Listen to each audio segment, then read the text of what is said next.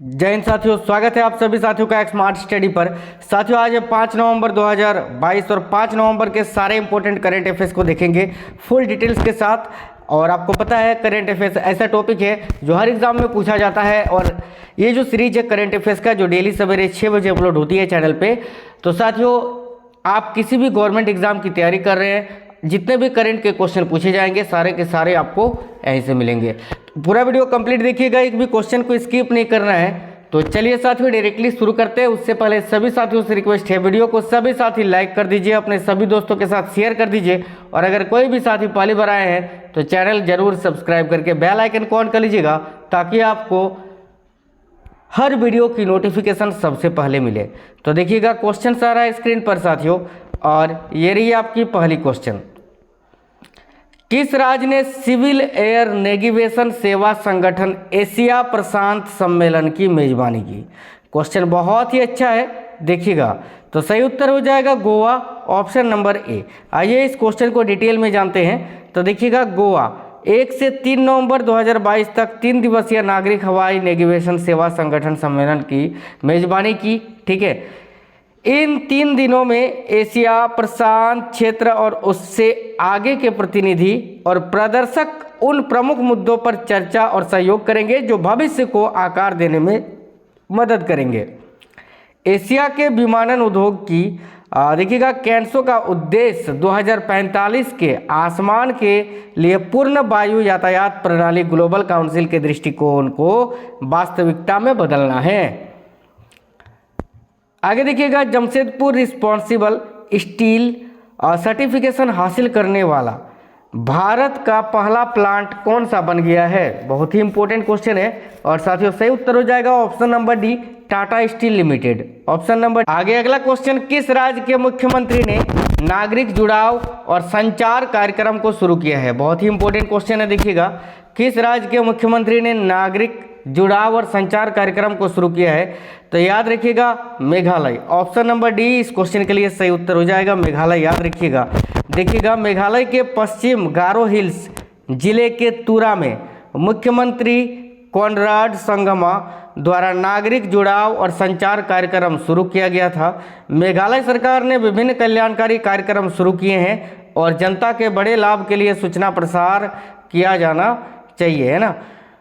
आगे देखिएगा नागरिक जुड़ाव और संचार कार्यक्रम का उद्देश्य सभी योजनाओं की जमीनी स्तर पर पैठ बनाना है, ताकि सभी पहलुओं में शासन में सुधार हो सके। यह कार्यक्रम जनता के बीच बहुत जरूरी जागरूकता पैदा करेगा, ताकि लोगों को सरकार द्वारा शुरू की जा रही योजनाओं का लाभ उठाने के लिए सही जानकारी मिल सके। आगे देखिएगा तो कॉलिन्स डिक्शनरी द्वारा किस वर्ड को वर्ड ऑफ द ईयर 2022 चुना गया है? इंपॉर्टेंट क्वेश्चन है, जरूर नोट कर लीजिएगा साथियों। कॉलिन्स डिक्शनरी के द्वारा 2022 के लिए वर्ड ऑफ द ईयर किसे चुना गया है? तो याद रखिएगा फार्माक्रिसिस, ऑप्शन नंबर बी इस क्वेश्चन का सही उत्तर हो जाएगा। परमाक्रिसिस याद रखना है ना, माफी चाहते हैं, परमाक्रिसिस याद रखेंगे। आइए इस क्वेश्चन को भी समझ लेते हैं। तो परमाक्रिसिस को कॉलोनिस देखिएगा कॉलिन्स डिक्शनरी का वर्ड ऑफ द ईयर चुना गया है। इस शब्द का अर्थ क्या है? ये फार्माक्रिसिस शब्द का अर्थ है अस्थिरता और असुरक्षा की विस्तारित अवधि। देखिएगा कॉलिन्स लर्निंग के प्रमुख एलेक्स ब्रिकाफ्ट ने AFP को बताया कि फार्माक्रिसिस बताता है कि इतने सारे लोगों के लिए 2022 वास्तव में कितना भयानक रहा। ठीक है, द गार्जियन के अनुसार कॉलिन्स ने परमाक्रिसिस को वर्ष के शब्द के रूप में चुना, क्योंकि यह काफ़ी संक्षेप में बताता है कि इतने सारे लोगों के लिए 2022 वास्तव में कितना भयानक रहा। आगे देखिएगा किस बैंक के द्वारा भारत का पहला फ्लोटिंग वित्तीय साक्षरता शिविर आयोजन किया गया है? तो देखिएगा किस बैंक के द्वारा भारत का पहला फ्लोटिंग वित्तीय साक्षरता शिविर आयोजित किया गया है? तो साथियों ऑप्शन नंबर सी सही उत्तर हो जाएगा इंडियन पोस्ट पेमेंट बैंक। आइए इस क्वेश्चन को भी समझ लेते हैं। तो भारत सरकार के डाक विभाग के तहत स्थापित इंडिया पोस्ट पेमेंट बैंक ने श्रीनगर में वित्तीय साक्षरता को बढ़ाने के लिए भारत का पहला पानी पर तैरता वित्तीय साक्षरता शिविर आयोजित किया। निवेशक दीदी पहल के तहत देखिएगा साथियों, निवेशक दीदी पहल के तहत महिलाओं के लिए महिलाओं के द्वारा की अवधारणा के साथ वित्तीय साक्षरता बढ़ाना लक्ष्य है। ठीक है, इसके अलावा विशाल और तेजी से बढ़ती अर्थव्यवस्था होने के नाते भारत की जनसांख्यिकी में वित्तीय साक्षरता का प्रसार चुनौतीपूर्ण है, क्योंकि आबादी का एक बड़ा हिस्सा ग्रामीण क्षेत्रों में रहता है। किस शहर में 41वें अंतर्राष्ट्रीय पुस्तक मेले का आयोजन किया गया है? इंपॉर्टेंट क्वेश्चन है, तो साथियों याद रखिएगा शारजाह में, शारजाह यूएई, यूनाइटेड अरब अमीरात। ठीक है, चलिए देखिएगा आगे इस क्वेश्चन के बारे में। संयुक्त अरब अमीरात में शारजाह में 41वां अंतर्राष्ट्रीय पुस्तक मेला 2022 शुरू किया गया है। इसका आयोजन शारजाह प्रदर्शनी केंद्र में किया गया। मेले का इस वर्ष का विषय क्या है? तो याद रखिएगा स्प्रेड द वर्ड। ठीक है, पुस्तक मेला 13 नवंबर तक चलेगा, ये भी याद रखना। मेले में प्रवेश निःशुल्क है। भारत सरकार का प्रकाशन विभाग अंतर्राष्ट्रीय पुस्तक मेले में अपने प्रकाशन प्रदर्शित करेगा। मेले में विश्व के जाने माने पुरस्कार विजेता लेखक, बुद्धिजीवी और अन्य साहित्यकार भाग ले रहे हैं। किस राज्य के द्वारा ट्रैक एशिया कप 2022 की मेजबानी करने की घोषणा की गई है? यह भी क्वेश्चन बहुत ही इंपॉर्टेंट है साथियों। सही उत्तर हो जाएगा केरल के द्वारा, ऑप्शन नंबर बी। आइए इस क्वेश्चन को भी देख लेते हैं। तो केरल साइकिलिंग के सबसे बड़े टूर्नामेंट में से एक ट्रैक एशिया कप 2022 की मेजबानी यहाँ के पास LNCPI आउटडोर वेलोड्रम में 25 से 28 नवंबर तक करने के लिए पूरी तरह तैयार है। इस प्रतियोगिता में एशिया के 25 से अधिक देशों के लगभग 200 प्रतिस्पर्धी हिस्सा लेंगे। पहली बार इस प्रतियोगिता का आयोजन दिल्ली से बाहर किया जा रहा है। ठीक है, ट्रैक एशिया कप साइकिलिंग 2022 को एशियाई साइकिलिंग परिसंघ और भारतीय साइकिलिंग महासंघ ने मान्यता भी हासिल की है। आगे देखिएगा, किस राज्य में विश्व का सबसे बड़ा पांडुलिपि ग्रंथालय बनाया जा रहा है? अच्छा क्वेश्चन है, देखिएगा। तो साथियों सही उत्तर हो जाएगा गुजरात में, option number B correct answer हो जाएगा। आइए इस क्वेश्चन के बारे में भी जान लेते हैं। तो गुजरात में शंखेश्वर के श्रुति तीर्थ प्राच्य विद्यापीठ में मानविकी, व्याकरण, विज्ञान, धर्म, संस्कृति, अध्यात्म आदि विषय से जुड़ी प्राचीन पांडुलिपियों के संकलन और संरक्षण का कार्य किया जा रहा है, जिसमें 100 करोड़ रुपए से ज़्यादा की लागत आने का अनुमान है। पांडुलिपियों के संरक्षण के लिए यहाँ चातुर्मास से कर रहे तपागच्छीय जैन मुनिश्री हेम श्रमण विजय गणिवर्य ने यह जानकारी देते हुए बताया कि विद्यापीठ में 25,000 से अधिक पांडुलिपि उपलब्ध हैं और अब तक 10,000 से अधिक पांडुलिपियों का संरक्षण और संशोधन किया जा चुका है। आगे देखिएगा, विश्व जेलीफिश दिवस किस तिथि को मनाया जाता है?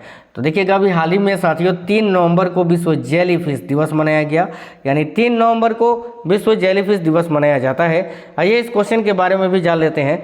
तो अधिकांश जेलीफिश मुक्त तैराकी वाले समुद्री जीव हैं जिनमें घंटियाँ होती हैं, ठीक है, जो छतरियों और अनुगामी तंबू के समान होती हैं। ठीक है, देखिएगा सतही जल से लेकर गहरे समुद्र तक जेली या समुद्री जेली शब्द का प्रयोग पूरी दुनिया में किया जाता है। कुछ संस्कृतियों में इसका सेवन लोग करते हैं और इसे अनुसंधान में भी नियोजित किया जाता है। देखिएगा 3 नवंबर को पूरी दुनिया में लोग विश्व जेलीफिश दिवस मनाते हैं। पृष्ठभूमि महत्व, दिलचस्प सामान्य ज्ञान, ठीक है। और साथियों इसी तरह के हमेशा डेली के करेंट अफेयर्स आपको हमारे चैनल पर मिलते हैं, ठीक है। तो चैनल सब्सक्राइब कर लीजिएगा जितने साथी नए हैं। देखिएगा भारतीय एक्सिम बैंक ने व्यापार को बढ़ावा देने हेतु किस देश के अग्रणी बैंक के साथ समझौता किया है? बहुत ही इंपॉर्टेंट क्वेश्चन है, देखिएगा। तो सही उत्तर हो जाएगा south Africa, option number D. आइए इस क्वेश्चन के बारे में भी जान लेते हैं। भारतीय निर्यात आयात बैंक, ठीक है, यानी इंडिया एक्सिम बैंक ने फर्स्ट रैंड बैंक लिमिटेड के साथ व्यापार लेन देन का समर्थन करने के लिए एक मास्टर जोखिम भागीदारी समझौता संपन्न किया है। भारत दक्षिण अफ्रीकी क्षेत्रीय सम्मेलन के दौरान जोहान्सबर्ग में समझौते पर हस्ताक्षर किए थे। अफ्रीका ने खुद को वैश्विक क्षेत्र में एक प्रमुख भागीदार के रूप में स्थापित किया है। एक वैश्विक निवेश और व्यापार केंद्र, 2.2 ट्रिलियन अमेरिकी डॉलर का बाजार और 1 बिलियन से अधिक का जनसंख्या आधार अफ्रीका एक महान बाजार क्षमता प्रदान करता है। हाल ही में ICAR गन्ना प्रजनन संस्थान की पहली महिला निर्देशक के रूप में किसे नियुक्त किया गया है? तो साथियों डॉक्टर जी हेमा प्रभा जी को। देखिएगा ICAR गन्ना प्रजनन संस्थान को संस्थान के अस्तित्व की एक सदी से भी अधिक समय में अपनी पहली महिला निर्देशक मिली है। डॉक्टर जी हेमा प्रभा को केंद्रीय कृषि एवं किसान कल्याण मंत्री के अधीन कृषि वैज्ञानिक भर्ती बोर्ड नई दिल्ली की सिफारिश पर 2024 तक भाकरी अनूप गन्ना प्रजनन संस्थान के निर्देशक के रूप में नियुक्त किया गया है। केंद्रीय सतर्कता आयुक्त 31 अक्टूबर से 6 नवंबर तक सतर्कता जागरूकता सप्ताह मना रहा है। सतर्कता आयुक्त या सतर्कता जागरूकता सप्ताह 2022 की थीम क्या है? इंपॉर्टेंट क्वेश्चन ये भी, तो याद रखिएगा option number B, corruption free India for a developed nation. याद रखिएगा। देखिएगा इस क्वेश्चन के बारे में, तो केंद्रीय सतर्कता आयोग 2022 में 31 अक्टूबर से 6 नवंबर तक मना रहा है। केंद्रीय सतर्कता आयोग 2022 का थीम क्या है? Corruption free India for a developed nation. याद रखिएगा। यह सार्वजनिक जीवन में ईमानदारी को बढ़ावा देने के उद्देश्य से मनाया जाता है। विश्वविद्यालय अनुदान आयोग यूजीसी ने सभी उच्च शिक्षा संस्थानों को हर साल किस दिन को भारतीय भाषा दिवस मनाने का निर्देश दिया है? तो याद रखिएगा 11 दिसंबर को। देखिएगा विश्वविद्यालय अनुदान आयोग यानी यूजीसी ने सभी उच्च शिक्षा संस्थानों को हर साल 11 दिसंबर को भारतीय भाषा दिवस मनाने का निर्देश दिया है। एक नोटिस में यूजीसी ने कहा है कि यह दिन भाषा सद्भाव, भारतीय भाषाओं को सीखने के लिए अनुकूल माहौल विकसित करने के लिए मनाया जाएगा। 11 दिसंबर को आधुनिक तमिल कविता के अग्रदूत कवि सुब्रमण्यम भारती की भी जयंती है। हाल ही में इंडिया चैम 2022 सम्मेलन की मेजबानी कौन सा शहर कर रहा है? तो याद रखिएगा नई दिल्ली, ऑप्शन नंबर सी। ठीक है। देखिएगा केंद्रीय रसायन और उर्वरक मंत्री डॉक्टर मनसुख मंडाविया ने vision 2023 chemicals and petrochemicals build India theme के साथ प्रगति मैदान नई दिल्ली में इंडिया कैम 2022 का उद्घाटन किया।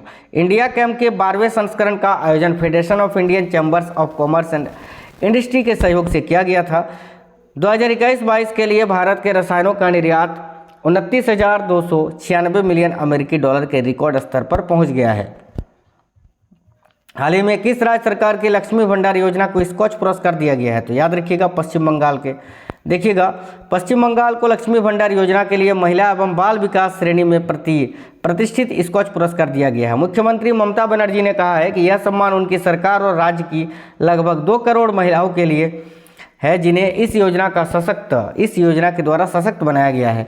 महिला सशक्तिकरण सरकार की प्राथमिकता है। उन्होंने ट्वीट किया है कि मुझे यह घोषणा करते हुए गर्व हो रहा है कि राज्य सरकार की कल्याणकारी योजना लक्ष्मी भंडार को महिला एवं बाल विकास श्रेणी में स्कॉच पुरस्कार मिला है। हाल ही में किस देश ने अपने अंतरिक्ष स्टेशन के लिए मैंगटियन नामक लैब मॉड्यूल लॉन्च किया है? साथियों सही उत्तर हो जाएगा चीन, ऑप्शन नंबर डी।